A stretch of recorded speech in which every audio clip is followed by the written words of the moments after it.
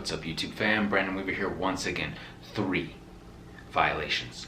3 violations of the Fair Debt Collection Practices Act that you need to know. Fair Debt Collection Practices Act. Okay, so these are for these collectors, these third-party collectors trying to get you, trying to trap you up, but we know better. Okay, so this is the first one, big one here. Okay, they have not validated your supposed collection, your supposed debt, your supposed whatever it is they're trying to get from you, right? Maybe it's medical collection, maybe it's repo, whatever it is. They have not validated, and they continue to report this to the credit bureaus, okay? This is consumer protection afforded to you under the Fair Debt Collection Practices Act, Section 809B.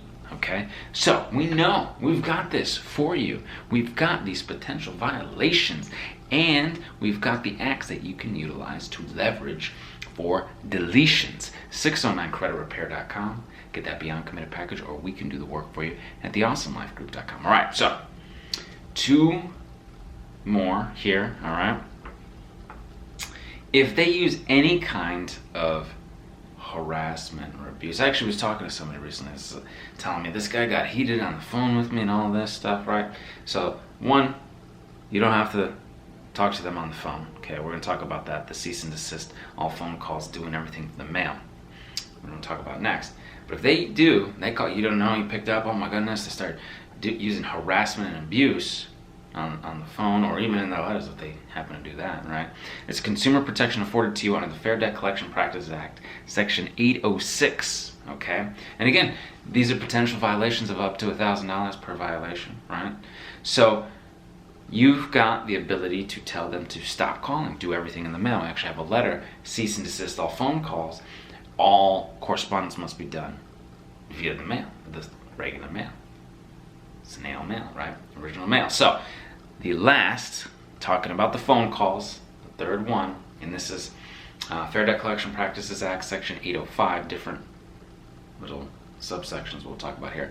But first is, if you don't want them to call anymore and they wind up calling you at work, okay?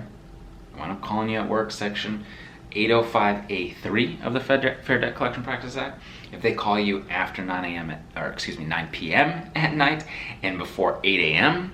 your time, remember your time, Fair Debt Collection Practices Act, Section 805A1, okay? And if they wind up calling a third party, like a neighbor, friend, relative, you know, any of this stuff, Fair Debt Collection Practices Act, Section 805B, all right? So these negative, nasty, erroneous items, these collectors trying to do things they're not supposed to be doing, you know, and we've got even more. We've got even more of these in our information, our books, our letters, our videos, our system at 609creditrepair.com. You can get that Beyond Committed package, or we can do the work for you at theawesomelifegroup.com, all right? Please give the video a thumbs up, hit the subscribe, try button, and until I see you in person, I will see you on the other side. Take care.